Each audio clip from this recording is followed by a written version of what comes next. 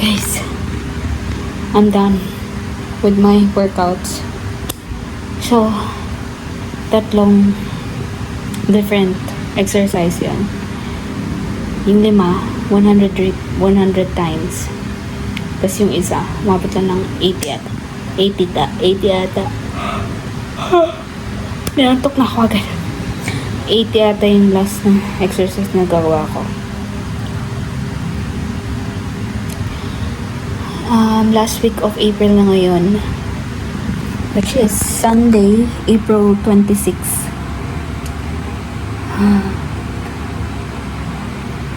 4 weeks na lang at graduation ceremony na namin. So, I need to, magpapayat kahit konti.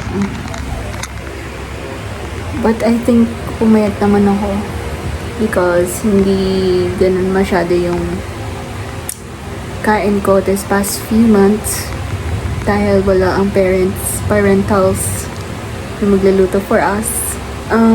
Pagtapos nito, magpapahinga muna ako ng maybe 30 minutes.